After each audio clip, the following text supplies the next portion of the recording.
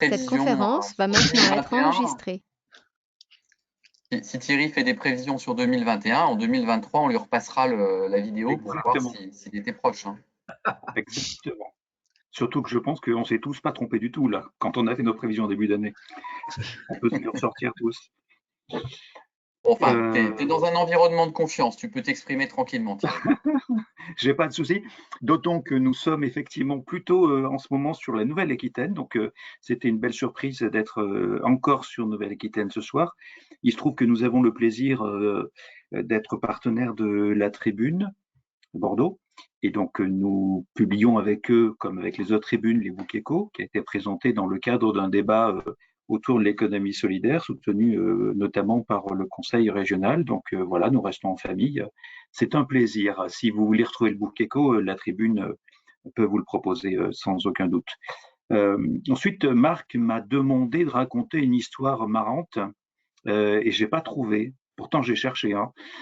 J'ai pas trouvé de quoi faire, de quoi rendre tout à fait sympathique les chiffres, mais quand même, on va essayer derrière ces chiffres d'abord de les partager, puis de voir ce qui peut traduire et essayer de trouver quand même derrière tout ça le moral d'y croire naturellement. D'abord, gardons le cap et puis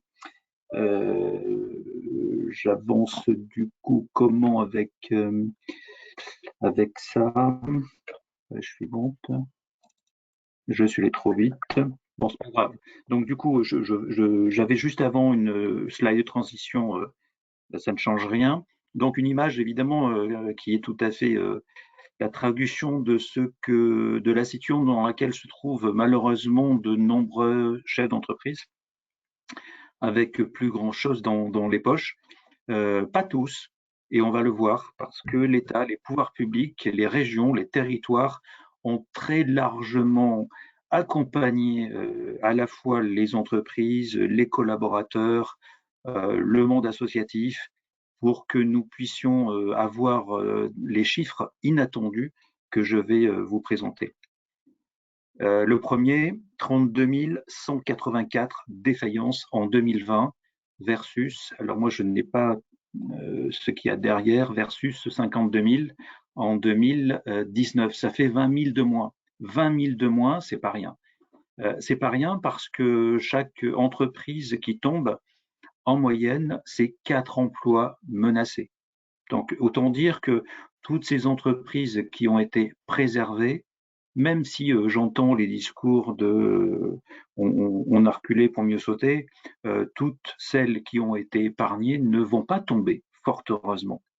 32 000 sur 2020, c'est le chiffre le plus bas que nous ayons vu depuis, je commence à comprendre comment ça marche, excusez-moi, depuis 30 ans. Nous étions en 1987 à 30 000 défauts. Nous étions l'année suivante, en 88, à 35 000 défauts. Fin 87, vous vous souvenez peut-être, c'était le crack boursier de New York qui a pas eu d'impact immédiat sur l'Europe, mais malheureusement, quelques mois plus tard, nous avons quand même subi les soubresauts. Et nous étions cependant donc au début évidemment d'une bien triste histoire puisque 30 000 c'était un chiffre bien bas au regard des sommets que nous avons atteints par la suite. Nous avons deux records et le référentiel reste évidemment celui-là, 65 000 faillites environ ou un peu en dessous. C'est ce que nous observons sur les situations de crise. Alors d'abord la crise monétaire, 92-13, puis pas tant la crise financière, quoique, parce que sur 2009, on n'était pas très loin de ça, mais quand même sur cette période-là, sur cette décennie-là, c'est pas en 2009 que nous avons trouvé les chiffres les plus dramatiques, c'est un peu plus tard, au moment de la question des dettes budgétaires et de la dette grecque en particulier, où nous avons retrouvé ces 64 000.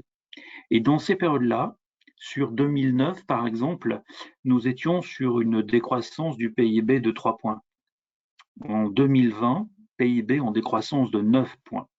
On peut donc raisonnablement craindre que si nous étions déjà à près de 64 000 en 2009 avec moins 3, on puisse être peut-être à 80, 90 000, voire 100 000, j'ai vu des chiffres s'affoler, avec un PIB attendu à moins 9. finalement, donc le PIB va être voisin de -9 et les faillites sont au plus bas depuis 30 ans. Alors, encore une fois, au plus bas, je vais pas revenir sur tous les dispositifs, hein, ils ont été nombreux. On a beaucoup parlé des dispositifs d'État, de Bercy, du travail, de la chancellerie, mais les territoires ont également largement contribué. Beaucoup d'entre nous, et chacun d'entre nous d'ailleurs connaît des entreprises ou sont à la tête d'une entreprise et peuvent avoir entendu ou profité des dispositifs locaux. Qu'est-ce que ça veut dire 32 000? Ça veut dire que si on regarde le rythme chaque mois, nous sommes, je suis désolé, je m'embête avec mon écran, nous sommes à constater que sur la période Covid, le recul des défauts est d'environ 42-45%.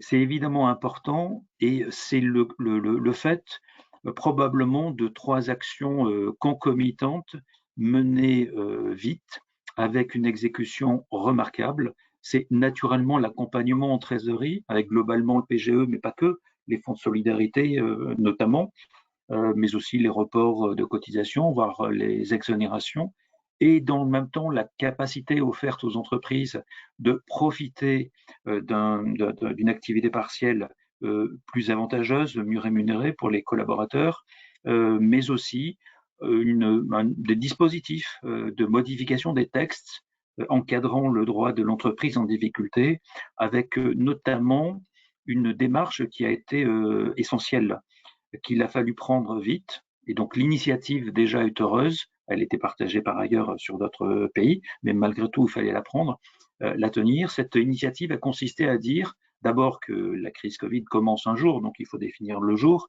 Le jour en question, c'est le 12 mars. Et une fois que le Conseil d'État peut nous confirmer que c'est ce jour-là, on peut décider de un avant et un après. Et donc la décision a été de considérer que toutes les entreprises qui n'étaient pas en cessation de paiement à la date du 12 mars seraient considérées comme ne l'étant pas jusqu'à la date du 23 août minuit, dans le cas de 2 étapes. 23 août minuit, ça veut dire que pendant tous ces mois-là, le dirigeant qui pouvait être en défaut pouvait ne pas aller au tribunal sans prendre le risque d'être frappé par ce tribunal d'une interdiction de gérer. C'est quand même justement un drame pour un dirigeant qui a le goût du risque, de ne pas, après un échec qui en plus n'est pas évidemment d'une faute de gestion, être incapable de reprendre une affaire, de rebondir juste parce que il aurait été au tribunal, aller au tribunal trop tardivement. Donc cette période-là était importante et c'est ça aussi qui a conduit à ce qu'il n'y ait pas de dépôt, parce que seul le dirigeant d'entreprise avait le droit d'aller au tribunal. Emmanuel Macron a dit zéro faillite Covid. Et à la fin, quand on est à 32 000, et qu'évidemment une partie de ces 32 000 ont été décidées avant le Covid, donc sur le premier trimestre, on peut considérer que l'objectif est atteint. Alors quelques entreprises sont tombées malgré tout, hein, et continuent de tomber. Nous avons d'ailleurs aujourd'hui un acteur relativement important de Nouvelle-Aquitaine qui a fait une déclaration de cession de paiement au tribunal de commerce dans le secteur de la transition énergétique, pas la santé, mais encore une centaine d'emplois, un peu plus, qui sont concernés. Donc il y a une situation qui, malgré tout, doit nous amener à comprendre pourquoi celles qui sont tombées et pourquoi celles qui ne sont pas tombées ont résisté, et est-ce que cette résistance, c'est juste de la résistance ou est-ce que c'est de la résilience? Et en l'occurrence, donc les entreprises qui sont tombées sont pour beaucoup, sur la période du début du Covid, donc mars-avril, des entreprises de l'habillement. Vous avez vu les Camailleux, la Halle, Célio, etc. Et ces entreprises, donc, sont des entreprises qui, évidemment, ont été en panique du fait de la fermeture, mais qui toutes avaient des difficultés d'un autre ordre, d'une autre nature. Ce sont des entreprises qui ont amorcé une transformation digitale, mais cette transformation digitale n'était pas opérationnelle, efficace au moment de l'arrivée du Covid. Et donc, naturellement, celles qui l'avaient amorcée avec retard, comme là, par exemple, malheureusement, sont tombés en cessation de paiement. Et donc, pour le coup, il a fallu mettre en place une démarche de cession qui a été trouvée par appartement. Celles qui ont amorcé une transformation un peu plus tôt et un peu mieux réussie ont choisi l'option de sauvegarde. C'est le cas de Célio, par exemple, en espérant évidemment que cette marque puisse tenir. Récemment, donc hier, c'était Flunch qui lui aussi, dans un autre domaine, a opté pour la sauvegarde. Dossier qu'on peut mettre en parallèle de Courtepaille, qui est une structure qui, elle, est tout de suite partie en procédure collective, enfin en redressement judiciaire, parce qu'elle n'avait pas la possibilité financièrement de présenter une sauvegarde. Elle était en cessation de paiement très rapidement. Donc, on le voit bien que, et dans l'habillement, nous avons des acteurs de même nature qui sont passés par le redressement, pendant que d'autres avaient la possibilité d'obtenir une sauvegarde. C'est encore le cas aujourd'hui avec Flunch. Et donc, la situation probablement que nous avons ratée collectivement, à mon sens, c'est que pendant cette période de gel de la cessation de paiement, plutôt que de permettre aux entreprises de ne pas aller au tribunal, nous aurions dû les inciter à y aller, mais profiter du fait que la cessation de paiement était gelée pour leur permettre d'y aller en bénéficiant d'une procédure de sauvegarde. Et c'est important, la sauvegarde, elle associe, elle a probablement dans l'esprit de beaucoup de chefs d'entreprise, elle donne le sentiment que sauvegarde ou redressement, c'est à peu près la même chose. En fait, il y a quand même quelques points, et notamment un point de différence qui est fondamental de mon point de vue, c'est que sur le redressement judiciaire, vous engagez évidemment toutes vos cautions, ce qui n'est pas le cas de la sauvegarde, où vos cautions sont protégées. Et sur les TPE, il y a souvent des cautions, beaucoup de cautions personnelles, familiales. Et donc, pour le coup, je pense qu'il aurait été sage de profiter de ce gel des cessions de paiement pour donner à l'entreprise le moyen de geler ses dettes et rebondir de façon plus durable. Parce que pour certaines, naturellement, ça va être compliqué et le PGE ne va pas suivre. Le président de la Fédé des banques estime que 10% à peu près des PGE ne tiendront pas. On peut évidemment que lui donner raison. Il y a des entreprises qui l'ont obtenu pour un usage de précaution. Nous-mêmes, d'ailleurs, sans dévoiler de secret, Altares, avant de demander, a obtenu un PGE. Ce sont des trésoreries de précaution pour permettre notamment de passer le cap au cas où, parce qu'on ne savait pas du tout où allait nous conduire ce Covid, mais aussi pour se donner la possibilité de saisir les opportunités, notamment de M&A. Je ne vais pas m'attarder sur ça, mais j'ai du mal, je suis vraiment désolé, je ne sais pas comment ça marche. Pour passer la slide suivante, ça marchait, ah ben voilà, ça a marché trop vite. Avec la flèche, ça doit marcher. Voilà. Bon, donc, du coup, je suis pas non, j'en ai pas raté. Du coup, je vous propose deux cartes, la carte de France et la carte de Nouvelle-Aquitaine. Il se trouve que nous avons donc chaque année, enfin chaque trimestre, on publie une analyse sur les défaillances et que l'analyse bilan de l'année est sortie donc en ce début de semaine, mardi, et que ce soir ou demain, nous publions la déclinaison de quelques régions, notamment la Nouvelle-Aquitaine. Pour faire simple, parce que les chiffres, je ne sais pas si vous les voyez bien, le vert foncé est préférable au vert clair, mais dans tout le cas de figure, tout est vert. Ça veut dire que, quels que soient les territoires, à la marge de quelques départements, mais quels que soient les territoires, en France ou en région, le nombre de défaillances est en recul très net, sur l'exercice 2020. Sur la Nouvelle-Aquitaine, par exemple, donc la France, du coup, est en retrait de moins 38 de mémoire, la Nouvelle-Aquitaine est à moins 39. Donc, a fait un peu mieux que l'ensemble des autres régions. Pour autant, on est quand même sur une dynamique très forte. Alors, c'est peut-être moi qui n'ai pas coupé mon Teams, excusez-moi, mais je ne vais rien toucher. Sur cette phase-là, on doit ensuite aborder un autre point quand même important, c'est celui des comportements de paiement. Parce que la défaillance d'aujourd'hui peut être le résultat d'un comportement délictueux parfois précédent. Globalement, une entreprise qui présente des comportements difficiles, qui ne paye pas ses fournisseurs à l'heure, est une entreprise qui souvent est une entreprise fragile, qui manque de trésorerie. Je dis ça parce que la légende urbaine laisse à penser que les grands sont tous des mauvais payeurs et ont tous de la mauvaise volonté à payer les petits. C'est pas comme ça que ça marche. Et les petits qui payent pas, pardon, ce sont des petits qui ne payent pas parce qu'ils n'ont pas de trésorerie. D'ailleurs, un petit, d'une façon générale, c'est soit ça paye à l'heure, soit c'est mort. Donc la situation des paiements est un point qu'il faut prendre avec sérieux parce que l'épisode Covid nous a montré aussi que les entreprises savaient se comporter de façon tout à fait remarquable. Les entreprises et le public aussi, naturellement. S'agissant donc des retards, malgré tout, il ne faut pas avoir peur des vérités si on veut avancer. Et donc la première des vérités, c'est que nous avons malgré tout connu une période très difficile sur l'été que nous venons de passer, où nous avons retrouvé des retards de règlement qui étaient bien supérieurs à ce que nous avions les périodes précédentes. Il faut remonter à 15 ans en arrière pour retrouver une situation aussi difficile. Alors, la situation est en train de s'améliorer, donc retenons déjà ce point-là. D'une façon générale, sur la crise financière, nous avons observé que notre pays avait stabilisé ses retards de règlement aux environs de 12 jours. Donc tout à l'heure, je vous disais que le référentiel de crise en période de crise, pardon, c'était 65 000.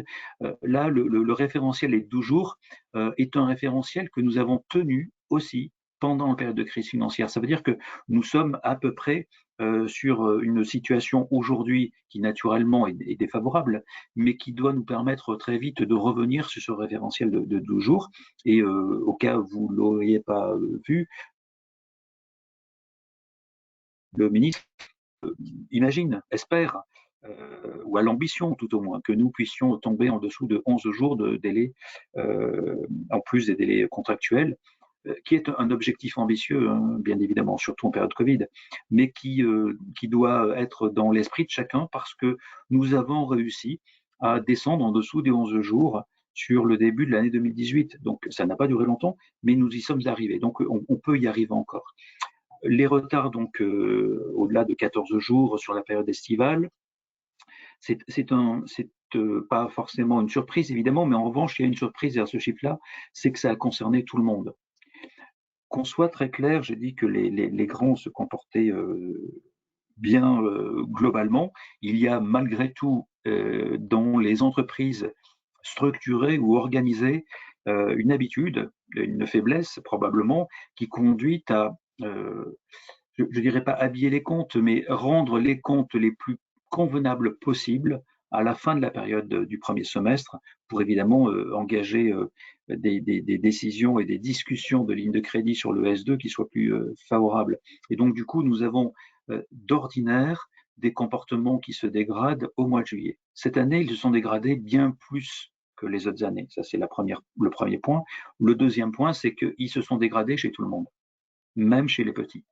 Alors là aussi, c'est une demi-surprise, puisque si les petits, les TPE sont en général des entreprises qui ne présentent pas des retards aussi importants que cela, c'est parce qu'ils n'ont pas le temps d'être en retard. C'est soit je le redis, soit une entreprise de petite taille paye, soit si elle ne paye pas, c'est qu'elle ne paye plus, c'est qu'elle est en défaut. Y a encore probablement, encore trop souvent, la force de la taille qui prévaut. Pour autant, les petits comme les grands se sont améliorés. L'amélioration est plus rapide sur les petits que sur les grands, soyons clairs, mais l'amélioration est aujourd'hui tout à fait sensible et nous avons sur le T4 déjà gagné près de 1 jour de retard de paiement. Et 1 jour de retard de paiement, c'est pas rien. Sur l'échelle de notre économie, c'est 1 milliard qui manque ou qui manque pas dans les trésoreries des PME. Donc c'est bien de pouvoir y arriver. Et naturellement, le mois de janvier est un mois qui est traditionnellement lui aussi un peu plus compliqué. C'est le premier de l'année, le premier après la clôture des comptes. C'est un mois sur lequel ça ratatouille un peu, comme on dit dans les chaînes de facturation. Donc, on ne s'attend pas à ce que sur le mois de janvier, nous ayons une amélioration remarquable. D'autant plus que la période qui nous est annoncée avec un confinement ou un confinement possible est plutôt une période qui prête à la précaution. Et donc, du coup, probablement que nous pourrions avoir sur le mois de janvier un peu plus de retard, qui ne nous permettra pas de descendre en dessous de 13 jours, mais soyons plutôt optimistes. La reprise devrait nous aider à descendre en dessous de 13 jours. Sur la slide suivante qui ne vient pas, je sais bien que vous m'avez dit de faire plus moins, c'est ce que je fais, mais ça ne marche pas. Sur la slide suivante. Juste avec les flèches, ça devrait marcher avec les flèches. C'est ce que je fais avec les flèches, mais ça ne marche Barre pas. d'espace peut-être. Alors, avec la souris, ça a l'air de marcher.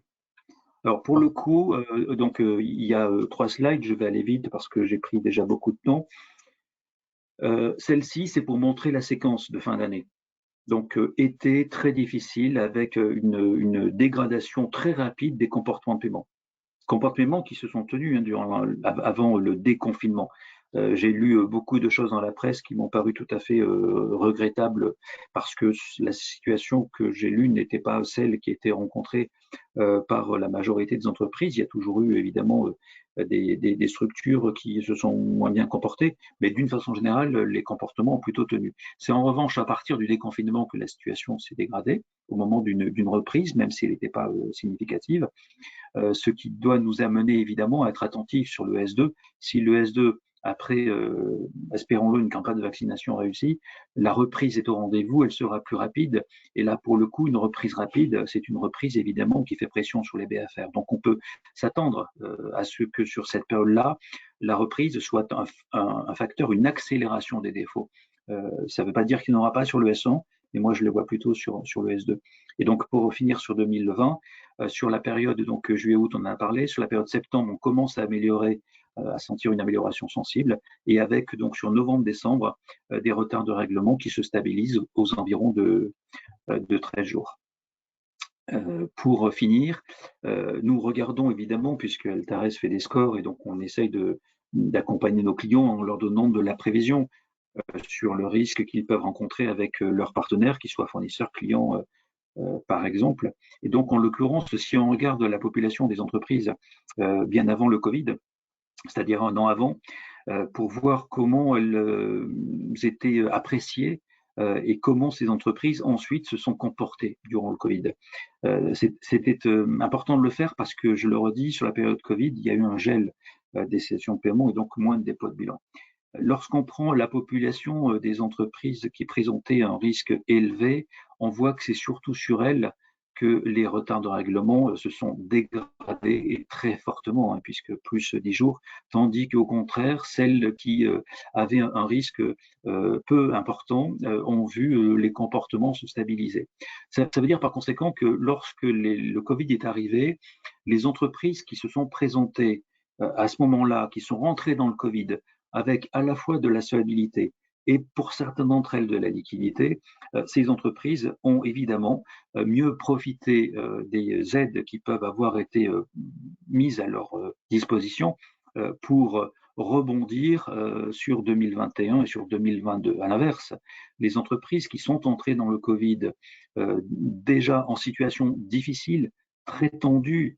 Nous avons dans notre économie environ 100 000 sociétés qui disposent de moins de 1 mois de trésorerie. Moins de 1 mois de trésorerie, une fois que vous payez les salaires, il ne reste plus rien.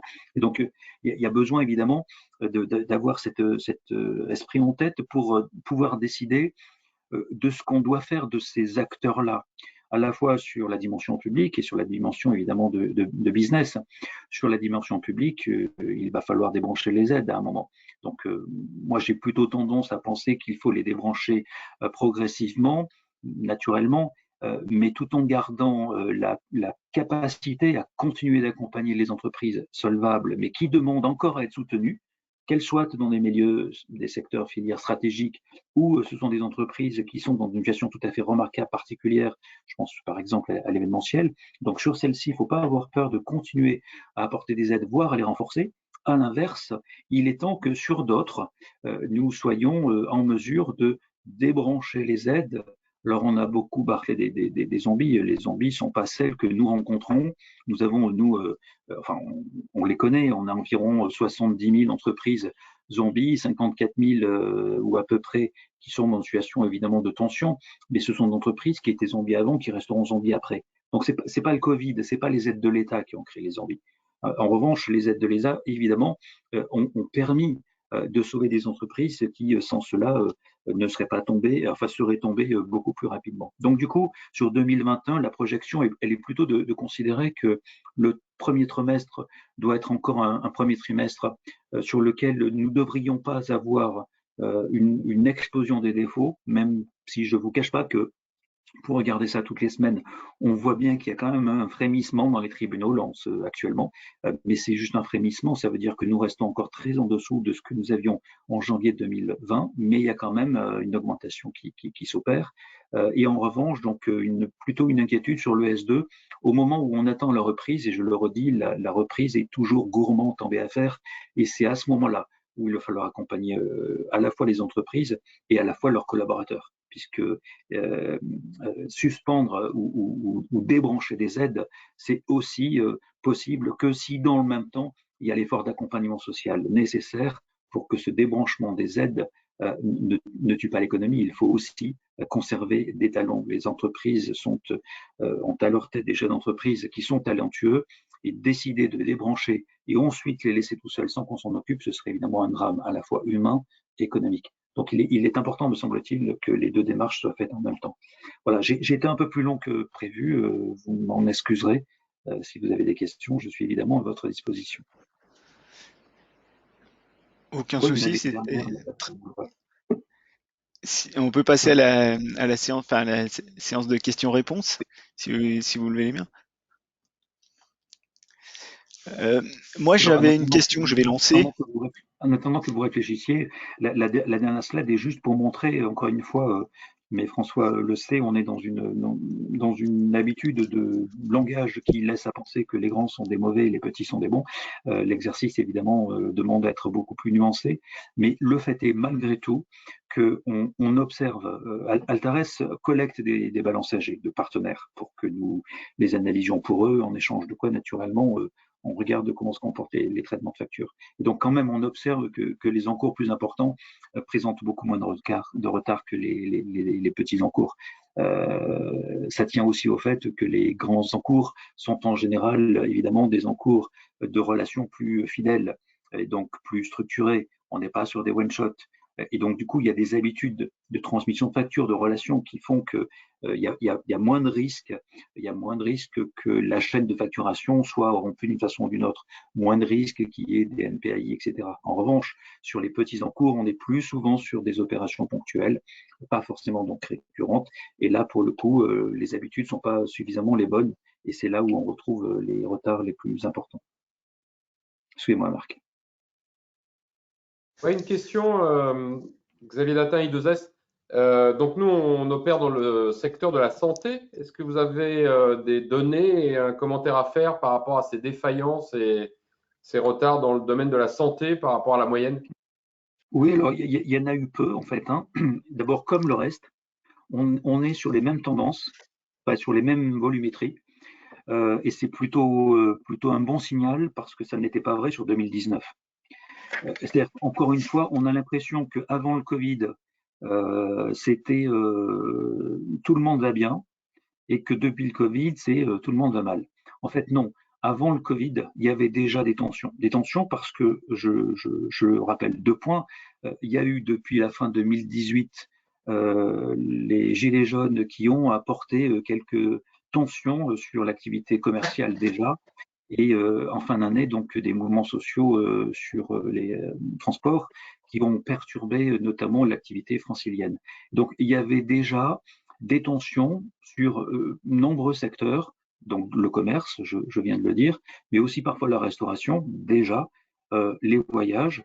Et sur la santé, nous avions des défauts qui étaient en accélération sur des acteurs qui étaient peu nombreux, mais qu'on ne voyait pas préalablement. Je pense par exemple aux dentistes, prothésistes dentaires, voire aux médecins, la famille qui porte le plus grand nombre de défauts, c'est les ambulances. Mais les défaillances sont encore présentes sur les pharmacies.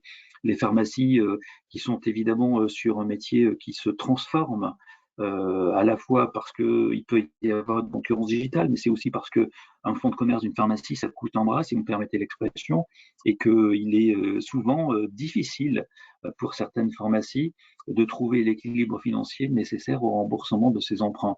Donc sur les pharmacies, ça patine un peu.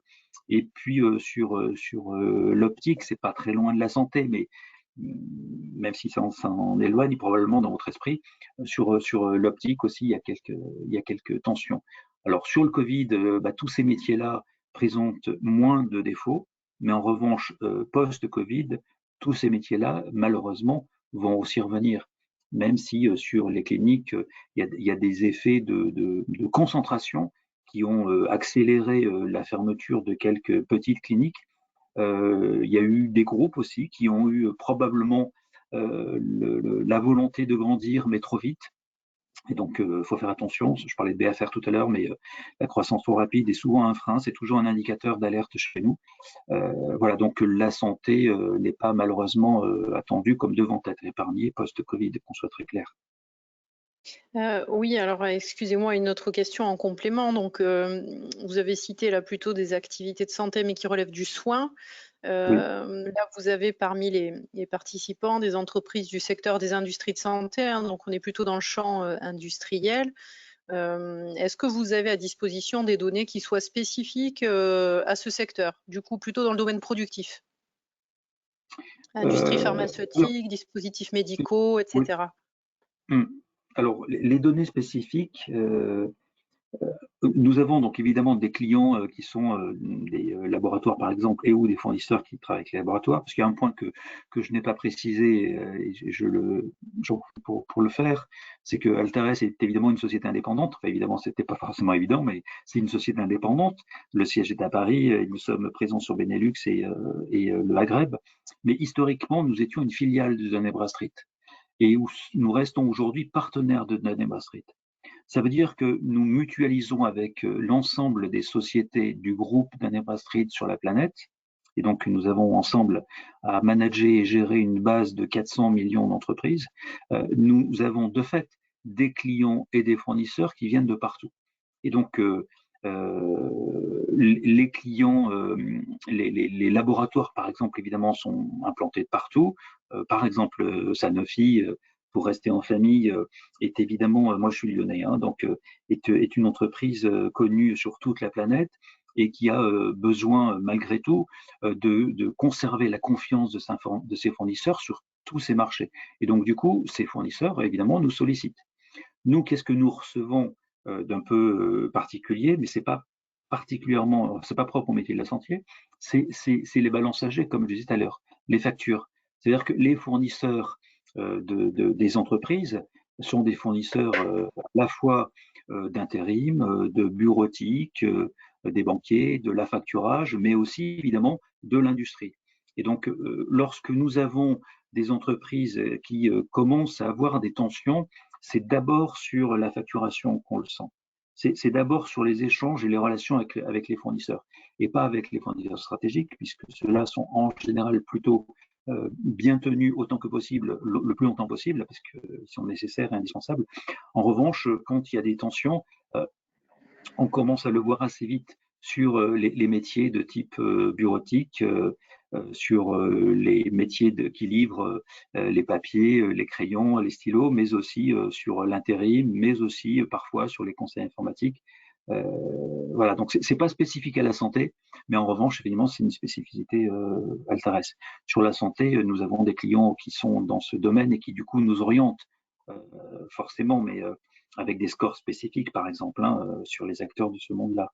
Mais sur l'approche globalement du contexte, l'information qui nous permet de dire d'un acteur qui se comporte mieux qu'un autre le plus vite possible, c'est la qualité de paiement, naturellement, des factures.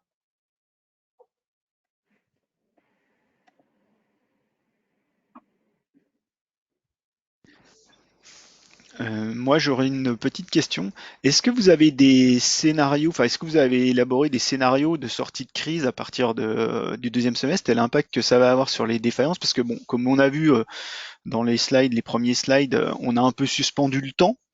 Avec les différentes aides, on a un peu suspendu le temps, mais il va falloir à un moment relancer la machine et débrancher en particulier les aides. Comment ça va se traduire en fait sur l'emploi, sur les défaillances, etc. La difficulté, évidemment, c'est de savoir ce que nous allons faire de cette épidémie. Donc, il faut que la campagne vaccinale soit parfaite pour nous permettre de nous libérer le plus vite possible. Ça, c'est le premier point. Et ensuite, il faut naturellement que, je le redis, les aides se poursuivent. Il va falloir encore aborder cette question-là. Et puis aussi les aides sociales, hein, puisque la consommation des ménages est quand même le principal moteur de notre économie. Donc je sais bien qu'il y a 130 milliards d'euros qui ont été épargnés. Ces 130 milliards d'euros ne sont pas distribués probablement équitablement, donc pas suffisamment équitablement, tout au moins pour qu'on puisse imaginer qu'on puisse trouver de ces 130, ne serait-ce que 70 milliards qui seraient remis dans le contexte économique, dans le cycle économique rapidement. Donc du coup, il faut redonner de la confiance à tout le monde, le consommateur pour qu'il consomme et l'entreprise pour qu'elle investisse. Alors la transformation digitale est nécessaire. On a vu dans le Covid combien ça avait été évidemment handicapant. Sur le mois de mars, au moment du confinement, du premier confinement, les entreprises n'ont plus payé, à la fois parce que certaines pouvaient payer, mais avaient demandé à leur banquier d'arrêter de payer parce que quand rien ne rentre, rien ne doit sortir. Mais il y a aussi des entreprises qui, sans avoir demandé ça, ne payaient pas, en dépit du fait qu'elles pouvaient payer, parce qu'elles avaient besoin de rapprocher des écritures, des factures. Elles avaient besoin d'un garçon ou d'une fille qui rapproche ces documents. Évidemment, la question digitale s'étant posée, ces entreprises, pour partie d'entre elles, vont s'engager, pour celles qui ne l'ont pas fait, sur la transformation digitale. Et donc l'investissement va produire des effets. D'ailleurs, globalement, l'investissement a plutôt tenu. Bien sûr, il a baissé, mais il a baissé au revenu du PIB, pas davantage. Donc la question de la reprise, c'est aussi une question de comment est-ce que nous serons revenus en confiance suffisamment forte pour que le consommateur consomme et pour que l'entreprise investisse. La situation nous laisse espérer cependant que c'est plutôt sur le S2, je dis espérer parce qu'il faut laisser le temps à la campagne de se faire, bien sûr, et puis il faut naturellement espérer que le Covid puisse prendre ses quartiers, et donc en toute hypothèse, difficile d'envisager que la reprise soit forte avant le S2. Sur le S2, plus le S1, 2022, pardon, cette reprise va s'accompagner, je le redis, d'une pression des BFR. Parce qu'avant de vendre, il faut d'abord produire. Et donc, cette question-là, elle est fondamentale. Va se poser la question, évidemment, de la qualité des fonds propres des entreprises. Elles sont bien sûr très endettées. Et leur capacité, du coup, à tenir le gâteau ne sera pas suffisamment grand pour tout le monde. Sur 2020, les projections mathématiques qui étaient faites nous amenaient, nous, Altares, à penser que si les pouvoirs publics étaient défaillants sur l'accompagnement, nous aurions au moins 85 000 défauts. Il y en a eu 32. Donc, ça montre la force de l'accompagnement. Et du coup, ces 20 000 de moins de 2019 et ces 60 000 de moins quasiment versus les prévisions mathématiques, sont quand même des entreprises qu'on craint de devoir retrouver sur le S2 et le S1.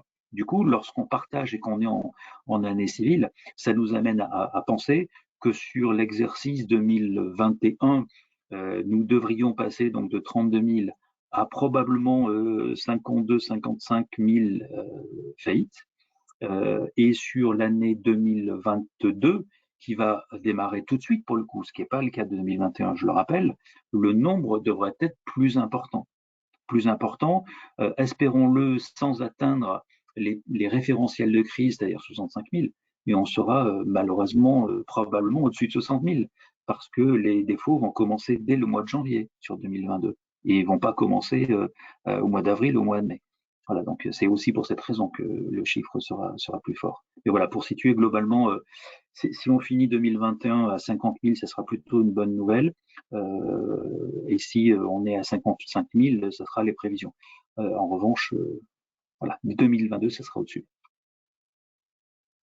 Thierry, peut-être en écho à ce que tu évoquais, je voulais évoquer 2 points. Le premier, tu l'as souligné, l'investissement productif tient plutôt bien du côté des entreprises. Et en fait, la première question des économistes, c'est plutôt de se dire que comment est-ce qu'il faut effectivement soutenir la demande, puisque finalement, on est moins confronté aujourd'hui à une contrainte d'offre qu'à une contrainte de demande. Donc, tu l'as souligné notamment en insistant sur la question des aides sociales parallèlement aux aides économiques.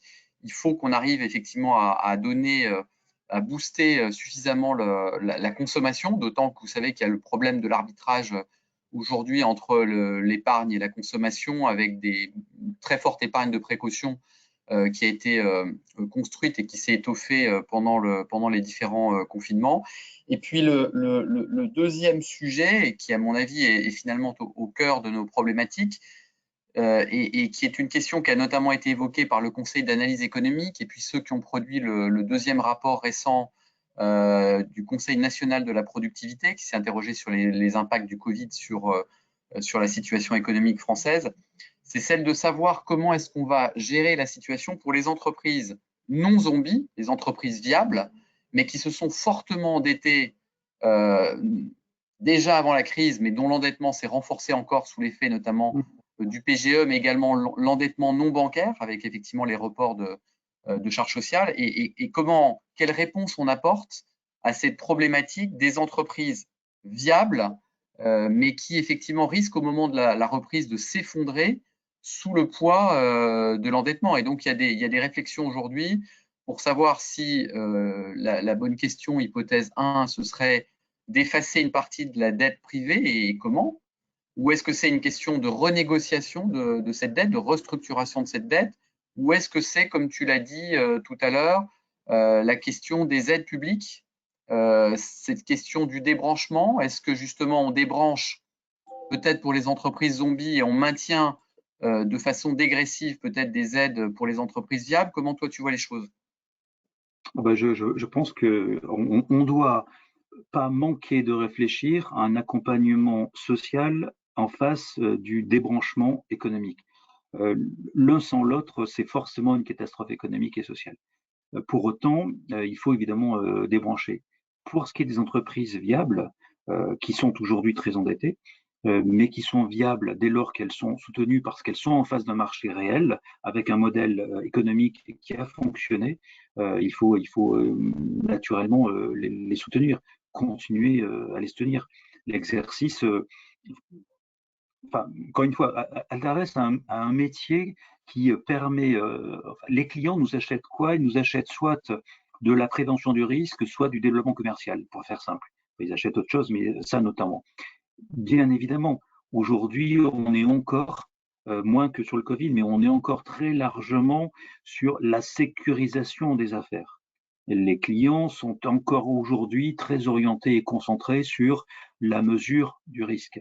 Mais je parie que très vite, quand je dis très vite, c'est dans les toutes premières prochaines semaines, le business de développement des affaires va revenir. Chez nous, c'est quoi? C'est le client achète plutôt des fichiers de prospects ou des choses de cette nature-là, ou segmente une population avec lesquelles il veut se renforcer. Donc, on est sur un autre registre. Donc, aujourd'hui, il n'est pas encore là, très clairement, au mois de janvier, mais il y a quand même déjà des questions, pas encore des signatures, mais il y a déjà des questions. Donc, je pense qu'on est en train vraiment de prendre une orientation très différente de celle de 2020, qui était exclusivement orientée sécurisation, qu'on soit très clair, jusqu'au dernier jour de la fin de l'année. Tout ce que nous avons signé, c'était que de la sécurisation. Aujourd'hui, on voit bien qu'il y a déjà des discussions sur comment est-ce que vous m'aidez à trouver de nouveaux distributeurs, de nouveaux partenaires, de nouveaux fournisseurs, en plus de sécuriser mon risque naturellement. Donc ça aussi, c'est un point important parce que ça traduit aussi l'enthousiasme, le moral des chefs d'entreprise. des grands comme des petits, et plutôt des grands. Parce que sur les petits, évidemment, les questions sont aujourd'hui celles de est-ce que je serai ou pas confiné et est-ce que j'arriverai ou pas à passer ce confinement. Maintenant, qu'on soit très clair, pour pas avoir de langue de bois, on sait très bien aussi qu'il y a des entreprises qui vivent mieux aujourd'hui qu'avant, grâce aux aides. Tous les restaurateurs ne sont pas par terre, qu'on soit très clair. Mais il y a des entreprises, c'est-à-dire qu'il y en a qui vont bien, qui vont même mieux. En revanche, il y a toute une catégorie d'entreprises, évidemment, qui souffrent beaucoup, et on les voit bien dans les retours de factures. Ce sont les entreprises qui étaient au démarrage d'activité. Les boîtes qui n'ont pas un nom de business, qui ont lancé leur business juste avant le Covid, c'est très difficile. C'est très difficile. Très clairement, c'est très difficile.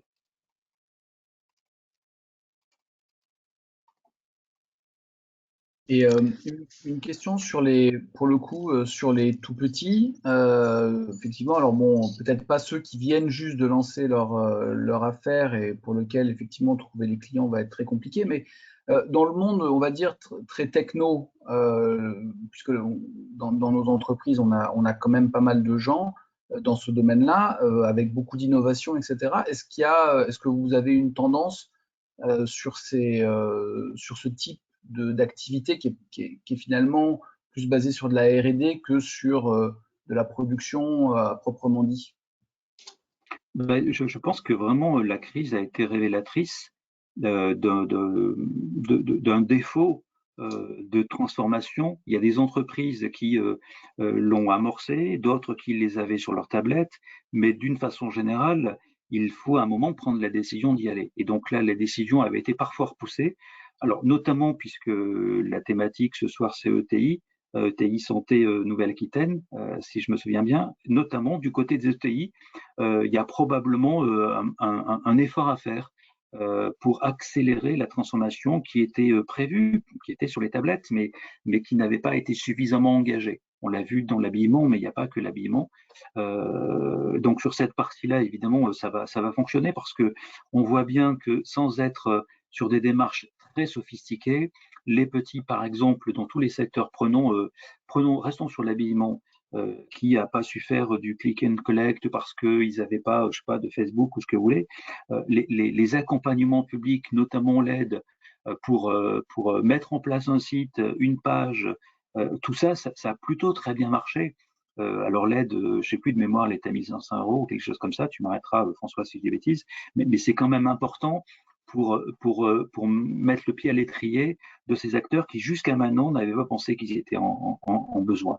Donc sur la techno, ça marche de toute manière plutôt très bien. Ça reste encore un peu compliqué sur la programmation dure, bien évidemment, mais les activités d'accompagnement, de conseil sont quand même plutôt aujourd'hui très bien, même très très bien orientées. Hein. Sur les petits, reste évidemment la question du manque de liquidité d'une façon générale. Hein. Donc la transformation, c'est facile de dire qu'il faut la faire, il faut quand même de l'argent pour le faire. Donc rien que le fait qu'il faut pas l'oublier, ces acteurs, notamment les commerçants ou même les opticiens dont je parlais tout à l'heure, qui ont pu réouvrir, ont tous dû, pour réouvrir, mettre en place des gestes barrières quand même contraignants. Et donc, peut-être que beaucoup d'entre nous pourrions considérer que ça n'est pas de l'investissement. Pourtant, je vous garantis que c'est de l'investissement quand il faut sortir 5 000 € pour s'assurer d'avoir la possibilité de traiter, je sais pas, moi, une paire de lunettes, puisque je parle des opticiens, par exemple. Vous voyez, c'est des outils. Donc, une fois qu'on a mis 5 000 € dans un contexte où c'était compliqué de les sortir, ça va être compliqué de sortir à nouveau 5 000 € sur 2021. Après, il y a une autre catégorie d'entreprises sur lesquelles j'ai une attention. Ce sont à l'inverse des petites qui se créent, les petites qui sont anciennes. Je pense que là aussi, il y a un point d'attention à avoir. Parmi celles-ci, nous avons des entreprises qui étaient sur le point de se vendre. La transformation passait par là. Et qui prenaient un restaurateur, par exemple. La restauration, c'est ce qui se vend le plus chaque année dans notre économie. En France, il y a environ 40-50 000 boîtes qui change de main chaque année. L'essentiel, c'est la restauration, un bon tiers. Et donc là, en l'occurrence, aujourd'hui, il n'y a aucun restaurant qui se vend. C'est pas possible. Donc, comment est-ce que vont se comporter ces gérants d'établissements qui avaient qui avaient en tête l'idée de vendre leur affaire et donc par conséquent, du coup, décider de ne pas investir, de ne pas changer le piano, pas changer le mobilier, laissant aux repreneurs le soin de décider de ce qu'il convenait de faire. Comment ces anciens, ces seniors, vont pouvoir tenir 2 ans, 3 ans de plus, je pense que ça va être compliqué. C'est soit ils vendent pas, et s'ils vendent pas, ben, pour beaucoup, ils n'auront pas de retraite, soit ils veulent vendre, et il va falloir accepter de baisser le prix, ou accepter de vendre bien plus tard.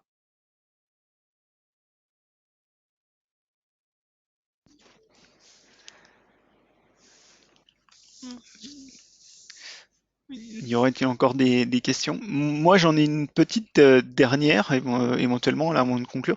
Sur le tissu très particulier des startups dans différents domaines qui sont très innovantes, à la pointe de l'innovation, ou des petites entreprises qui sont sorties de la phase startup, mais qui sont juste en pleine croissance. Est-ce qu'il va y avoir un accompagnement particulier?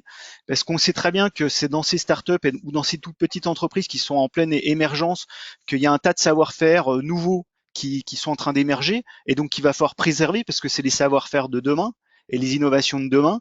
On sait que structurellement elles sont fragiles, enfin ces entreprises sont fragiles parce que c'est des petites structures, hein, start-up ou très petites entreprises, et donc on a potentiellement une perte de savoir-faire ou une perte d'innovation technologique qui peut se produire si on les laisse toutes seules.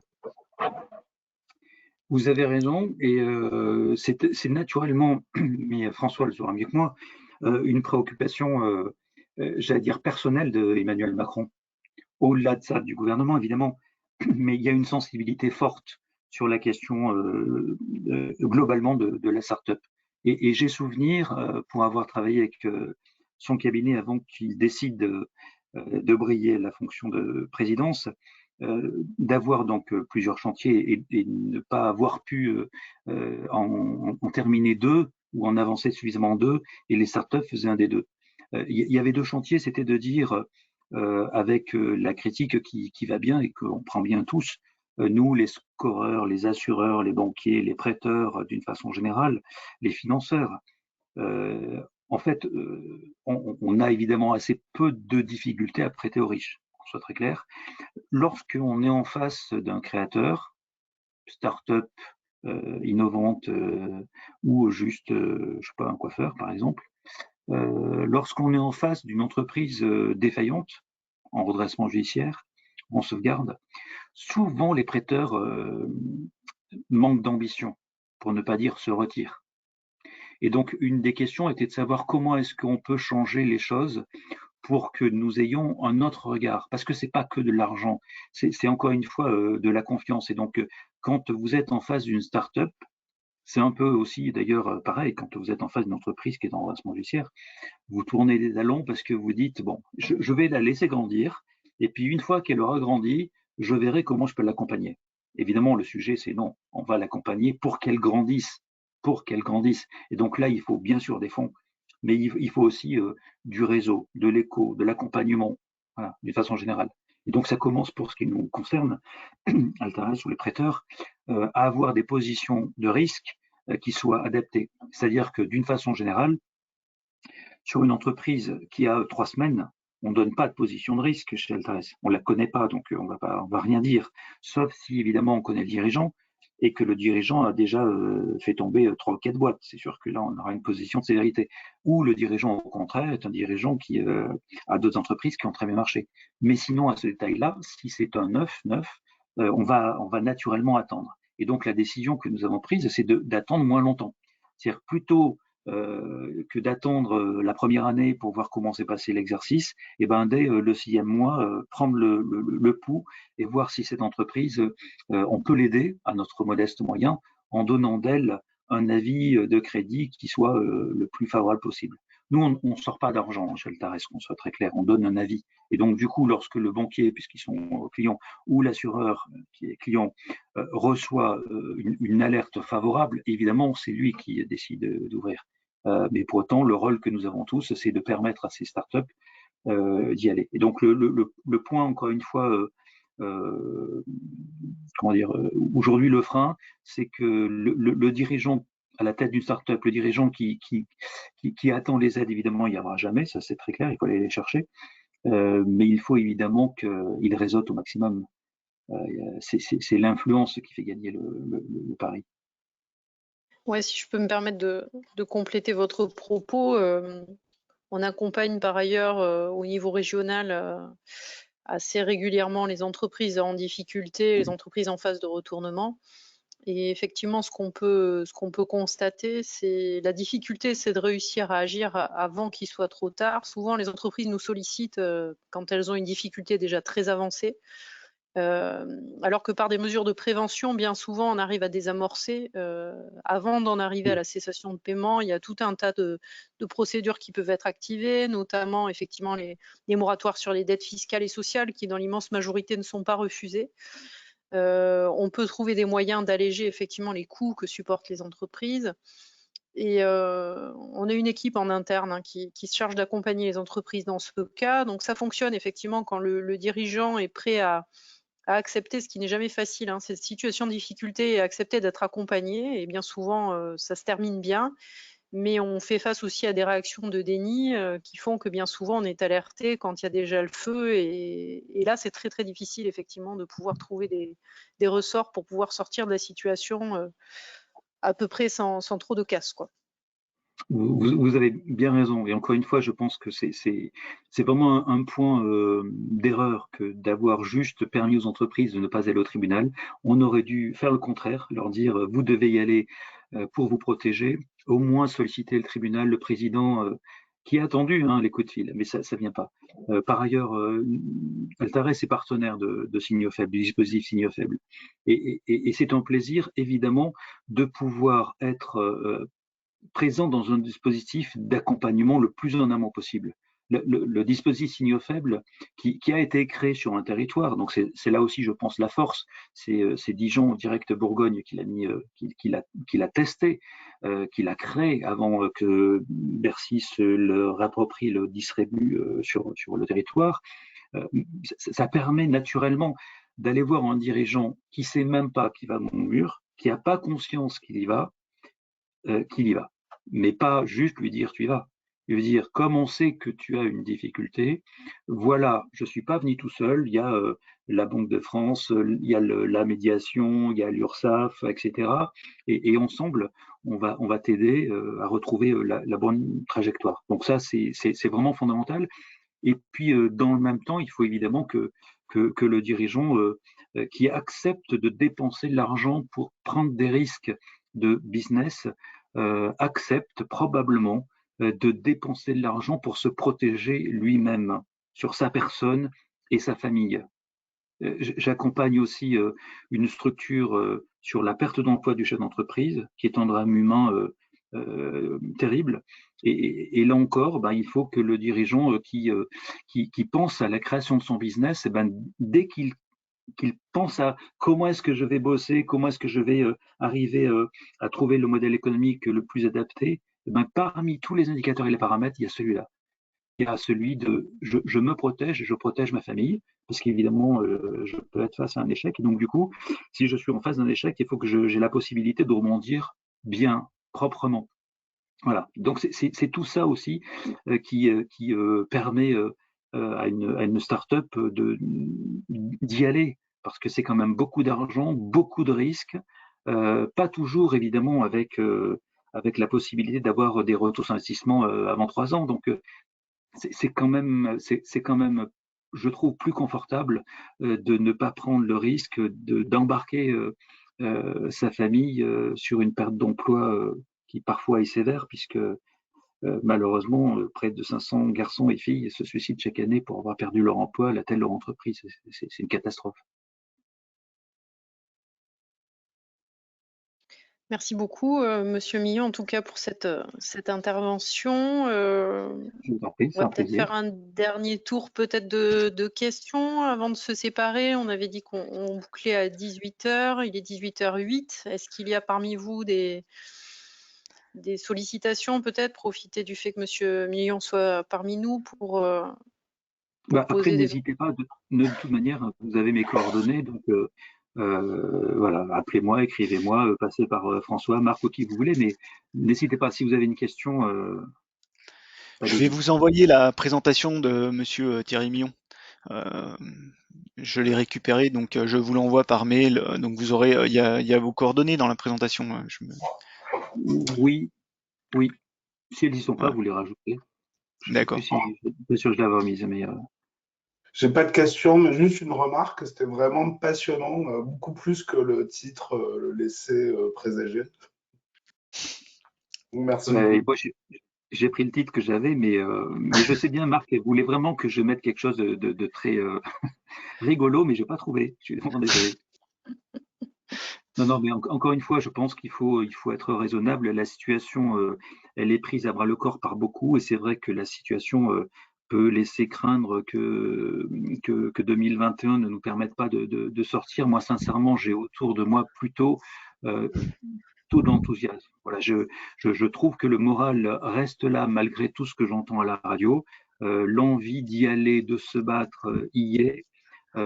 C'est clair que les collaborateurs qui sont en télétravail ont envie de se revoir, ça c'est évident, et on va tous se revoir le plus vite possible. Il y a besoin de refaire de l'événementiel, il y a besoin de faire trinquer un verre sur une soirée, mais dans le même temps, voilà, acceptons encore une fois de courber les chines quelques semaines, peut-être quelques mois, mais on va sortir de tout ça tous. Parfait, Peut-être. merci beaucoup. Vas-y Sébastien, si tu veux. Non, vas-y, Erika, vas-y, je t'en prie. On va pouvoir vous libérer du coup, Monsieur Millon. Sébastien m'a rappelé à juste titre qu'on avait proposé aux membres du groupe peut-être d'échanger sur la suite du programme. Bien sûr, vous pouvez rester si vous le souhaitez, mais on va peut-être Non, non, mais vous, je vais vous, vous libérer pour je passer vais à la vous suite libérer. de... Je vais vous libérer. Merci Merci beaucoup beaucoup. en tout cas pour C'est moi qui votre vous remercie. apport et votre intervention. Merci. C'est moi qui vous Merci remercie. À infiniment, très bientôt. Thierry. Merci beaucoup. À bientôt. Au revoir, à bientôt. Au revoir. Oui, autant pour moi. Donc c'est vrai qu'on avait proposé, en préparant cette réunion, que vous puissiez les uns et les autres peut-être prendre la parole sur vos attentes du programme, l'évolution. Bon, on connaît tous l'évolution sanitaire qui n'est pas favorable et d'autant moins favorable à la tenue du programme tel qu'on l'avait prévu initialement. On a beaucoup repoussé, reporté, proposé des solutions un peu alternatives d'attente. On voulait vous laisser la parole aussi ce soir. Peut-être Marc, est-ce que tu veux dire deux mots de la suite? Comme vous l'avez vu dans le mail, je vais faire très court parce qu'on a déjà pas mal débordé, vous avez peut-être d'autres choses à faire. Comme vous avez vu dans le mail, on aurait donc potentiellement, si tout se passe bien, on croise les doigts, 3 sessions de 2 jours, le 29-30 avril, le 3 et 4 juin et le 1er et 2 juillet. Bien sûr, les 2 premières sessions, en fait, c'est du report des programmes des sessions précédentes. Donc, on les décale dans le temps simplement. Donc, les programmes, vous les aviez eus, donc ça sera les mêmes thématiques. Hein, donc, sur de l'intelligence économique, du patrimoine économique. Il y avait quoi comme thématique aussi il y a une session de pitch qui est prévue. Il y a aussi du développement commercial. Il y a des ressources humaines, l'importance des ressources humaines, de bien gérer ces ressources humaines dans l'entreprise. Donc voilà les thématiques des sessions 2 et 3. Donc là, on a reporté et on a introduit une nouvelle session, donc la session 4, où là, on aurait 2 thématiques nouvelles, une sur la réglementation et une sur le développement à l'international potentiellement, mais ça c'est en réflexion, donc on a possibilité de modifier les thématiques si vous avez envie d'autres thématiques. Donc n'hésitez pas. De toute façon, je vais vous faire un mail la semaine prochaine pour en prévoir la suite. J'ai pas encore reconstruit les programmes, hein, on a juste recalé les dates parce qu'il va falloir que je reconstruise les programmes avec les intervenants, voir s'ils sont disponibles ou pas. Donc je vous communiquerai tout ça assez rapidement. Mais si vous avez des idées de thématiques, enfin des suggestions de thématiques que vous aimeriez bien voir, n'hésitez pas à m'envoyer un petit mail. Vous avez de toute façon maintenant tous mon mail. Et puis on regardera comment on peut l'intégrer dans le programme. Si tu veux rajouter quelque chose, Erika. Non, non, l'idée c'était de, voilà, de faire tourner la parole et de recueillir vos impressions vraiment librement sur comment vous envisagez la suite, vos attentes, vos recommandations, la manière dont on peut voilà, éventuellement réorienter les choses. Voilà, on n'a pas eu trop l'occasion d'échanger puisque jusque-là on était sur un format un peu descendant, hein, c'est lié au format quasi webinaire, ça ne facilite pas la prise de parole, mais voilà, on voulait en discuter avec vous peut-être de manière plus informelle. Ouais, non, mais je vous remercie d'avoir décalé les sessions parce que quand effectivement là, on a discuté, je crois, de la session de janvier. Bon, moi, j'avais répondu, puis je crois qu'il y a eu pas mal de réponses un peu dans le même sens, qui disaient que ça n'avait vraiment pas beaucoup d'intérêt si on se voyait pas et si on pouvait pas le faire en direct et notamment la notion de réseau qui disparaissait. Donc, je vous remercie pour votre réactivité et flexibilité. Et effectivement, moi, je répète à nouveau que ça a vraiment beaucoup moins d'intérêt pour moi s'il n'y a pas la capacité de créer un réseau, d'échanger avec les intervenants, d'avoir des journées complètes, enfin tout ce qu'on connaît, que j'ai connu dans l'accélérateur de PME. Et c'est pour ça, par rapport à l'expérience de l'accélérateur de PME là, en Nouvelle-Aquitaine, que je mesure tout ce qu'on perd à se voir comme ça en vidéo. C'est incommensurable. Donc, merci pour votre flexibilité. J'aurais tendance à souhaiter que malheureusement, s'il y a encore impossibilité de se voir, on continue à décaler. Et c'est un peu comme les croisières, les voyages ou les restaurants. Tant qu'on ne pourra pas se voir, moi, je préfère décaler, même si on se voit en 2025. Bon, après, c'est pas idiot ponctuellement de faire ce que vous avez fait aujourd'hui, une intervention qui est très pertinente et qui est de bonne qualité. Euh, Ça dure 1 heure et quelques, et ça va. Par contre, je passais toute une journée en webinar, c'est vrai que humainement, je pense que c'est pas possible d'intégrer tout ça, et effectivement, tout l'intérêt du networking passe à côté, quoi. Mais Ok, effectivement, merci alors je souscris, si pour entretenir l'amitié, vous êtes capable de faire une conférence comme ça tous les mois pour qu'on se perde pas de vue en attendant les sessions, c'est encore mieux. C'est l'idée. Oui, Moi, l'idée c'était effectivement de maintenir le lien quand même dans l'attente, hein, puisqu'on a dû reporter, donc de vous proposer un petit peu de contenu quand même, puisqu'on a démarré, donc voilà. Je sais pas avec François, là, je vais poser la question à François, mais on peut peut-être voir, enfin, essayer de faire une petite réunion comme ça, une petite intervention d'1 heure, 1 heure et demie tous les mois, là. Enfin, essayer de caler avec, on a des intervenants, non, je pense, pour alimenter un peu pendant 2-3 mois. Oui, je pense qu'effectivement, on peut peut-être être autour d'une notion de conférence d'actualité, quoi. C'est-à-dire de choisir à la fois le sujet et l'intervenant en fonction des sujets qui montent un petit peu et qui sont reliés à vos préoccupations du quotidien. Donc, c'est vrai que le sujet défaillance et le sujet délai de paiement, évidemment, ça parle à tout le monde et à tous les entrepreneurs. Donc, on peut essayer effectivement de se fixer le même objectif pour la fin du mois de février, début mars.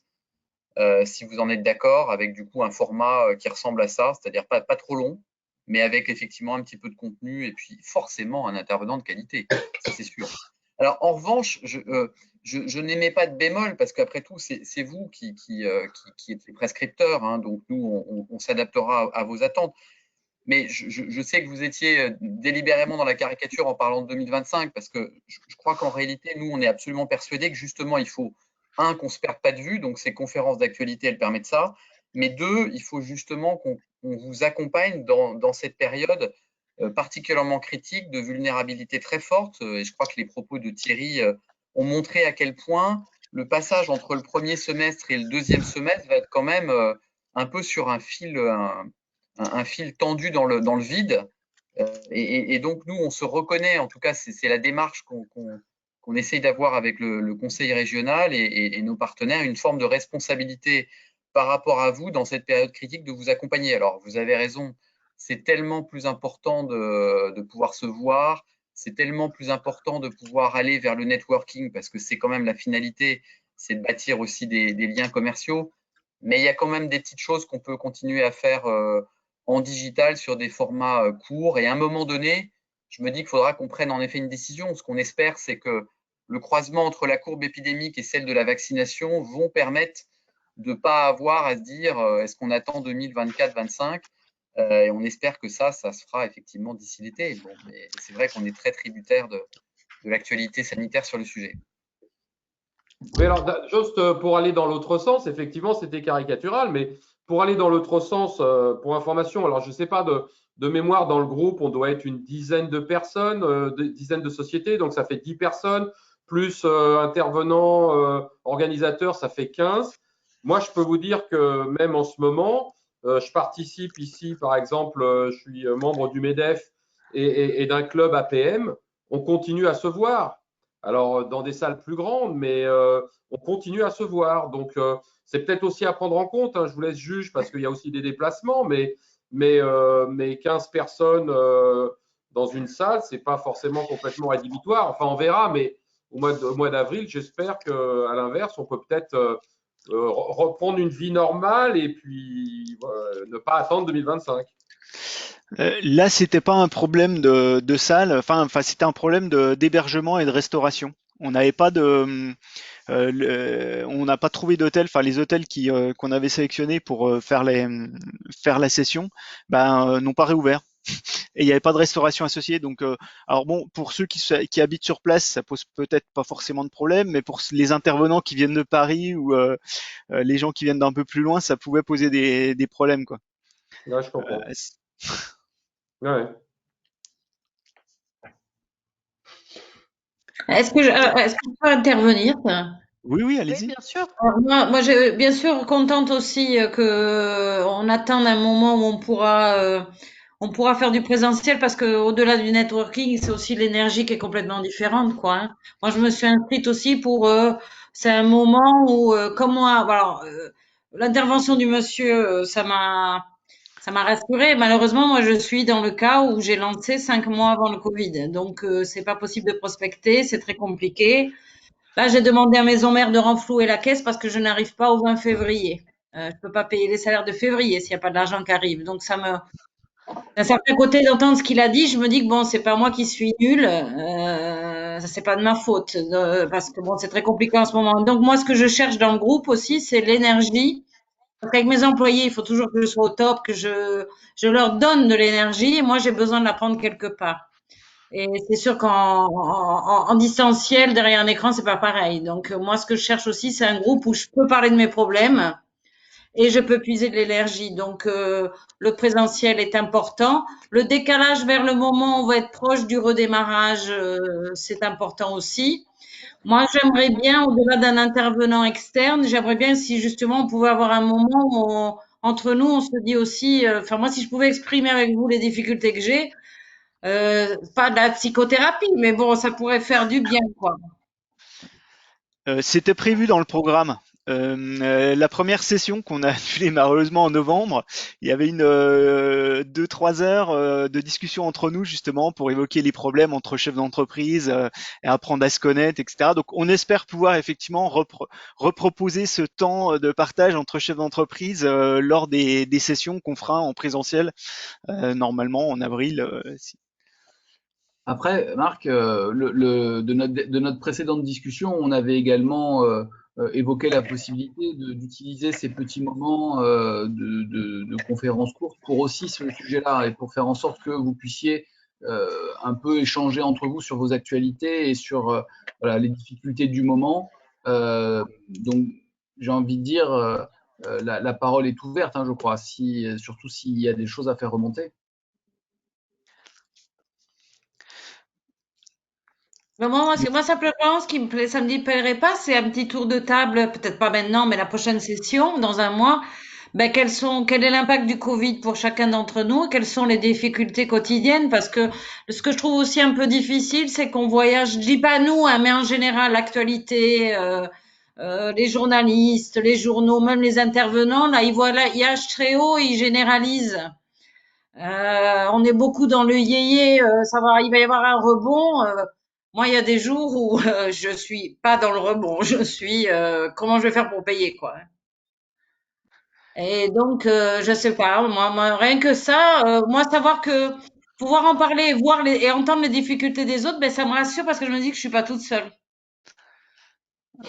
On peut proposer ça éventuellement la prochaine dans un mois. Enfin, pas uniquement là-dessus, hein, mais on peut faire une petite intervention d'une demi-heure et puis après laisser se faire un temps entre chefs d'entreprise. Et Si- moi aussi j'aimerais, puis ça m'aiderait parce que peut-être que ben il y a quelqu'un qui qui a une solution, qui a un conseil, on peut s'aider en mettant au lieu que ça soit toujours des intervenants externes qui nous racontent il faut aussi hein, mais moi ça me déplairait pas. Oui, ça peut être une bonne idée. Moi, par exemple, j'ai un sujet. C'est comment je fais. Je suis pas directement personnel de santé, quoi, mais j'aimerais bien me faire vacciner et aussi faire vacciner mes employés que j'envoie sur le terrain. Et je suis pas sûr qu'il y ait un cadre pour ce genre de choses. J'ai plutôt des jeunes, ils correspondent pas au profil prioritaire. Néanmoins, je les envoie dans des hôpitaux, c'est un peu risqué. J'ai l'impression d'avoir une responsabilité là-dedans, quoi. Voilà. Ça peut être un sujet de discussion. Oui, oui, absolument. Moi, j'ai le même problème. Et en Italie, je sais que ben, ils ont obtenu que les visiteurs médicaux sont vaccinés hein, en ce moment. Hein. Ceux qui démarchent les médecins dans les hôpitaux. Et Erika, on animera un petit tour de table entre entreprises et puis un petit débat sur certains sujets la prochaine fois. Oui, oui, moi enfin voilà, c'est vous qui décidez en fonction de vos besoins. L'idée c'est voilà de vous proposer peut-être de se retrouver régulièrement pour ne pas rompre le fil hein, sur la durée, en préparant bien entendu la suite, puisqu'on a bien saisi que, comme le disait très bien Xavier, la grosse plus-value elle est sur le présentiel, sur l'échange et le réseau. Voilà, moi en attendant, il faut évidemment ne pas laisser la Terre s'arrêter de tourner. C'est bien si on peut réussir à voilà, maintenir un peu de dynamique commune. Donc on peut garder très bien un temps d'échange avec effectivement une intervention courte si vous voulez avoir un petit élément de contenu un peu introductif, quoi. Hum. Est-ce qu'il y a une thématique qui vous intéresse peut-être particulièrement, qu'on pourrait creuser sur cette intervention? Vous avez des attentes à ce stade? Moi, pour reprendre ce que disait Stéphane, d'ailleurs, j'essaye de vendre du matériel de protection Covid. Le thème de nos employés là, comment on les protège du Covid et qu'est-ce qu'on peut faire, qu'est-ce qu'on peut pas faire. Hein. Ouais, c'est intéressant. Les faire vacciner, est-ce qu'on peut, moi, j'ai des tests sérologiques. Il y a plein de gens qui me demandent, mais est-ce que je peux les faire dans l'entreprise? C'est pas très clair. Hein. Donc là, ça pourrait être un thème. S'il y a quelqu'un qui peut faire un petit point sur la santé, la protection du Covid pour nous et nos employés. Ouais, après, il faudrait voir peut-être faire intervenir quelqu'un de la directe, l'inspection du travail ou Oui, ou la DRS. médecine du travail ou. Ok, bon. Parce qu'en on va plus, les essayer de messages trouver des ont pistes. changé. En 6 mois, ça a changé, c'est Ah pas bah, ça, clair. Il faut peut-être mieux faire appel à un interlocuteur local sur un sujet comme ça, parce qu'après il y a une proximité avec les entreprises et l'interlocuteur pourra suivre les entreprises qui Ouais, alors souhaitent être après, mis. c'est des recommandations nationales, hein. C'est soumis aux recommandations du ministère qui changent constamment. Donc, je pense qu'ils sont tous soumis effectivement aux mêmes règles, hein. Ouais, mais il Oui, y a mais une telle après personnalisation après dans les entreprises, rien que l'histoire des mètres carrés, le type de masque, c'est vraiment.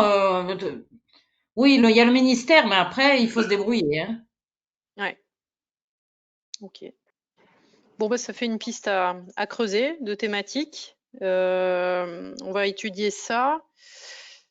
Voilà. Est-ce qu'il y a encore des questions ou des remarques avant qu'on se sépare, qu'on vous libère? Pas plus. Ok, merci beaucoup. Alexandra, tu n'as pas eu l'occasion de t'exprimer, je crois, depuis le début. Est-ce que tu as des besoins particuliers ou des remarques? Ah, elle est dans le train, nous répond-elle. Ok, merci beaucoup, hein, c'est pas grave, on pourra échanger peut-être plus facilement la prochaine fois. Et je Bah, vois du qu'il a coup, écrit AHI33, c'est l'organisme que nous utilisons nous aussi. ouais, ok. On va regarder cette piste-là. Effectivement, comme Tricky travaille beaucoup aussi sur l'environnement du travail, ça peut être intéressant de voir effectivement avec vous les personnes qu'on pourrait solliciter. Ok, bah écoutez, on va peut-être vous remercier et puis vous dire à la prochaine fois, encore au moins une fois en virtuel, en espérant des retrouvailles prochaines en présentiel. Merci à vous. Merci, On à peut bientôt, on arrête on espère. Merci beaucoup. Erika, est-ce que tu as une minute? Oui, oui, oui. Bonne soirée. Bonne Au soirée. revoir. Bonne soirée, Tonton. Merci. C'est sur une entreprise. Je vais attendre qu'on soit avec les deux. Bonne Une soirée, entre- Bonne soirée, Erika, Bonne soirée à Sébastien. vous. À très vite. Merci. Bonne Bonne soirée à soirée. tous les deux. Alors attendez, juste pardon, je peux pas m'arrêter puisque je suis Non, mais l'organisateur. bon, c'est pas grave si Activer si tu l'organisateur. restes là. J'en ai pour une minute. J'ai eu Non, Ublim mais que tu dois connaître au Qui téléphone. ça? Ublim, chez vous. Une entreprise Ton son. Vas-y, dis-moi. Ublim. UBLEAM. Une start-up de chez Ça vous me parle pas du tout. qui est dans la maintenance industrielle avec de la réalité augmentée un peu light. Enfin, Ok. tu vois pas du tout? Parce que j'ai eu le directeur développement, je les accompagne, je les accompagne dans le cadre d'un programme avec Total, parce qu'ils Mhm. sont, ils sont sous-traitants de Total et ils ont été identifiés comme un très beau sous-traitant de Total. J'en accompagne plusieurs et c'est une belle start. Enfin, ils sont plus que start-up, enfin ils sont un peu plus dans le domaine de la maintenance industrielle en réalité augmentée, mais avec un système assez intelligent et assez résilient, assez sympa. C'est pas une grosse solution technique comme tu peux voir chez Siemens et tout, c'est beaucoup Ouais. plus pragmatique que ça et c'est très intéressant pour les industriels. Mais actuellement, j'ai vu avec le directeur développement de cette société qui est chez vous. Bon, je les ai sentis pas très bien. Ils passeront pas l'année, quoi. Ils ont encore Ils pour sont 6 ou 7 combien? mois de trésorerie. Et ils risquent d'être en difficulté assez rapidement. Or, c'est une belle boîte. On en revient à la discussion de tout à l'heure, hein. Des startups avec des savoir-faire Ouais. industriels ou des savoir-faire technologiques qui sont pointus et qui peuvent disparaître connement parce qu'on n'a pas fait attention à eux pendant la période Covid, quoi. Ils sont dans quelle zone exactement? Quelle commune? Ublim, je vais te dire, je vais taper. Je devais passer les voir justement. Ils sont à Bordeaux, je crois. Je vais te dire. Je devais passer les voir. Ah mince, ils ont pas leur adresse sur le site. Non, mais s'ils sont à Bordeaux, ok, donc je vois c'est des Girondins. Tu les as trouvés? Non, non, non, mais tu me dis que c'est près de Bordeaux, donc voilà, c'est surtout le département que je voulais le savoir. Attends, je vais sortir mon fichier dans Tu mon sais à peu près programme combien il y a Total de salariés? PME. C'est quoi comme taille de boîte? C'est une start-up, une PME? C'est une C'est start-up, mais plutôt bien, enfin très bien. Ublim, activité d'accompagnement, voilà. Je vais sortir mon fichier Total Pool PME. Je vais te donner l'adresse et le numéro de téléphone. Je regarde en même temps, entreprise de logiciels, un grand Tu l'as théâtre, trouvé ok, sur ils sont à Internet? Bordeaux, ouais, je vois sur Voilà. Internet. Ils sont 231 rue Pierre et Marie Curie à La Beige. Je suppose que ça te parle plus qu'à moi. 31 Ouais, 660 La bon, Bêche. ils sont au village Baïséa, d'accord. C'est D'accord. une sorte Voilà. d'incubateur, c'est l'incubateur du Crédit Agricole, quoi. Et la personne que j'ai eue, enfin la personne qui est mon interlocuteur direct, souvent c'est Samuel Blanquette, si tu veux son numéro de téléphone portable. Ouais, mais je pense qu'il faut qu'on le réoriente plutôt directement vers la bonne personne parce que start-up, c'est pas moi, je vais pas du tout pouvoir l'aider, surtout c'est pas de la santé. Faudrait que je vois Je lui ai avec dit, hein, je l'ai eu qui tout en à l'heure au relation. téléphone, enfin ou hier, je lui ai dit que je t'en parlerai. J'en parlerai à la région. Il était très content d'ailleurs que je vous en Il a pas parle de parce que contact à la région pour l'instant, du tout. non, je crois pas qu'ils aient beaucoup de contacts. Il a jamais été Il m'en a pas financé. parlé en tous les cas quand j'ai dit que je l'orienterais vers toi. Il m'en a pas parlé, donc je pense que s'il en avait un, il me l'aurait dit. Ouais, donc peut-être le mieux, ce que tu peux lui recommander, c'est s'il peut envoyer une petite présentation rapide de la société, un peu synoptique. Et comme ça, moi, je vais voir en interne avec les collègues qui c'est qui prend la main. Ça dépend un peu à la fois et de son âge, et de sa taille, et de son domaine d'activité préférentiel. Bon, là, on est plus sur les moyens de production, intelligents, usines du futur. Donc Ouais, c'est voilà, ça. Et ils ont j'hésite été entre repérés deux. parce qu'en Donc fait, ils sont dans le programme Total Pool PME. Je t'en avais peut-être pas parlé, mais ils ont, c'est en fait, c'est un programme d'accompagnement, d'accélération que Total a monté en interne de leurs meilleurs sous-traitants. Donc, ils en sélectionnent 12 par an dans tout leur dans tout leur réseau de sous-traitants, enfin dans toutes leurs filiales. Il y a un comité de sélection au niveau de la direction des achats de Total. Ils sélectionnent les 12 meilleurs ou les 12 à meilleur potentiel pour les accompagner. ok, Voilà, donc pour Total, c'est une belle boîte quoi. Enfin, ça veut dire aussi que ils sortent du lot. Et ce ok. serait dommage qu'ils partent au tas parce que honnêtement, j'ai vu leur solution, on en a pas mal discuté, ça fait 3 fois que je les ai au téléphone. C'est vraiment sympa ce qu'ils ont fait. Bah écoute, si tu peux lui demander d'envoyer juste vite fait hein, sur l'équivalent d'une page un peu le pitch de la boîte, la création, les chiffres clés, quoi. Qui te l'envoie pour que tu puisses le réorienter. Ouais, chiffre d'affaires, nombre de salariés, savoir quels sont ses interlocuteurs en région, à part forcément dans les services, mais s'il a des interlocuteurs extérieurs, hein, donc je vois qu'il est au village Baïséa, mais il y a peut-être des contacts CCI ou autres, ou Technopole ailleurs. Pour que je vois avec qui c'est le plus profitable pour lui de le mettre en relation. Il y a plusieurs entrées possibles, donc je ne vais pas lui faire naviguer d'un service à l'autre. L'idée, ça serait de trouver le bon interlocuteur avant, quoi. Voilà. Ok. Ok, bah je te remercie. Bah, je t'en Parce que prie. bon, je t'en parle parce que ça m'embêterait qu'une entreprise de chez vous comme ça disparaisse bêtement avec un savoir-faire qui est vraiment pas mal et qui est Ok, ouais, non, transposable à mais d'autres moi je les unités industrielles. connais pas, mais j'en parlerai aussi à mon collègue en charge du programme Usine du Futur, du coup, parce que nous on recense tous les offreurs de solutions. Ouais. Qu'on met à disposition des industriels qui sont dans le programme. Donc, tu vois, comme maintenant il y en a 600, c'est pas mal, ça fait une bonne marketplace, quoi. Ouais, ouais. Ok.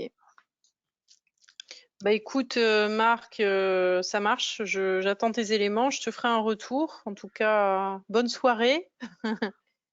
Et puis à très bientôt pour la suite des Oui, oui, bah aventures. ça s'est plutôt bien passé là, non? C'était plutôt pas mal, ça leur a plu? Ouais, mais c'est pas facile de savoir parce que bon, alors déjà, il y en a pas beaucoup qui s'expriment. Il y en a qui sont complètement passifs et absents, hein. Lucine était pour le coup inexistante sur le sujet. Il y en a beaucoup qui n'étaient pas là. Donc voilà, moi Ouais. après ce qui Enfin, m'interroge, t'en c'est as 4 actifs quoi. ouais, bah oui, mais c'est vrai que ça fait pas lourd, ça fait la moitié, quoi. Ouais. Donc Ouais, c'est assez laborieux. Après, là, ce qui m'embête un peu avec bon, c'était le cas avec l'intervenant, donc il était intéressant dans l'absolu, et c'est le cas avec d'autres aussi. On a pu le voir, c'est qu'ils ont un discours qui est très macro, qui effectivement est intéressant dans une logique un peu de culture économique générale, mais je pense qu'il paraît un peu déconnecté parce que là, on est dans un champ très spécifique, précis, et je pense que quand même, comme l'intitulé du programme, c'est Destination ETI Santé, je pense qu'ils attendent un accompagnement dans lequel leur spécificité sectorielle soit vraiment prise en sectoriels compte. ressortent plus. Et là, c'est vrai que c'est ce qui manque. C'est ce qui manque. Enfin voilà, moi je trouve ça intéressant dans l'absolu, j'apprends des choses, mais je me dis que, et dans ce que j'ai vu aussi effectivement de leur retour et des échanges, ce qui souvent a l'air de leur manquer, c'est la spécificité vraiment sectorielle du programme. Que là, on a du mal à vendre, quoi. Et on voit, bon, c'est vrai Là, que Thierry Millon, il était intéressant, mais il savait pas qu'il avait des boîtes qui faisaient partie de ce secteur. Il nous parlait des entreprises du soin, donc c'était pas, voilà, c'était pas le sujet. pourtant, je lui avais envoyé le tableau des entreprises participantes en lui disant que c'était des startups essentiellement, enfin des startups de la biotechnologie, e-santé, etc., quoi. Oui, oui, bah, il connaissait pas bien le secteur. Après, c'est, voilà, on connaît pas toujours bien, mais du coup, voilà, je pense que ce manque de focus un peu sectoriel, pour moi, c'est un peu handicapant. D'autant que, alors, en plus, c'est terrible parce que Xavier Datin, il a fait l'accélérateur BPI France Région, qui est pour le coup un programme, c'est du coût humain, c'est du coaching long terme, avec des intervenants qui sont triés sur le volet, qui sont hyper briefés avant. Donc voilà, il a eu l'habitude de ce format d'accompagnement-là. Donc là, c'est sûr que voilà, il attend un truc précis par rapport à ce qui est annoncé au démarrage. Donc je pense qu'il faut qu'on réussisse peut-être Là, c'était d'abord. plus pour entretenir la dynamique.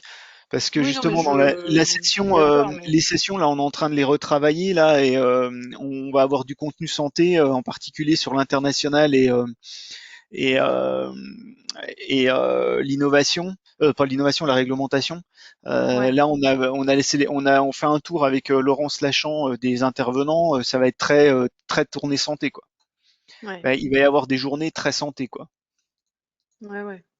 Non, mais c'est très bien, hein. C'est effectivement, je pense qu'ils attendent. Bon, après, on était sur un format encore un peu introductif, voilà. Mais Ouais. ok. Bon, écoute, Faut voir la prochaine, dans un mois, ce qu'on peut faire, ce qu'on peut proposer. On va voir.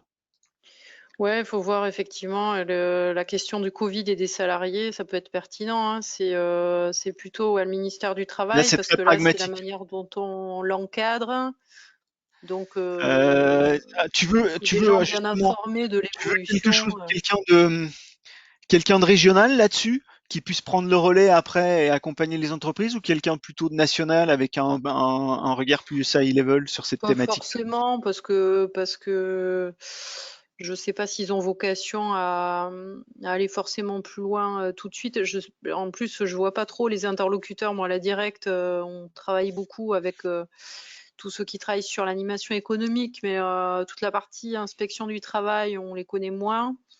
Donc, si on a quelqu'un au niveau national qui est bien et qui est surtout bien au fait des évolutions, parce que ça change Ouais, bah constamment, oui, il ça faut change quelqu'un qui est régulièrement. vraiment Donc on update, demandera à quoi. quelqu'un on va taper dans le carnet d'adresse de François Perret. Ouais, s'il a quelqu'un en tête, ça Au peut niveau être du c'est ministère bien. de la Santé ou du ministère, enfin de la DGE, en charge des sujets Covid à la DGE, comment ça se décline dans les entreprises, quelles sont les contraintes, Ouais, les c'est responsabilités pas mal. qu'elles ne doivent pas oublier. Ok, bon bah on regardera ça ensemble. Ça marche, on regardera tout ça. Bah écoute, bon courage à toi pour la fin de la semaine et puis bah, à très bientôt. Ouais, ouais, j'ai encore une visio là après à 7 heures. Ouais, moi là, j'en ai fait 5 aujourd'hui. Là, j'avoue que j'en ai un Tu peu marre. satures. Je commence à avoir des crampes. Ça a été, ouais, les journées complètes des visios, c'est un peu dur, hein. J'ai quelques journées de déplacement la semaine prochaine et je suis pas mécontente parce que Là, voilà. moi c'est sur les finances de la structure là, la prochaine. Ah bah oui, c'est pas rigolo, mais bon, ça fait partie de. Ouais, Ok, bah écoute, bon courage en tout cas et ouais, à très allez, bientôt, Marc. salut. Salut.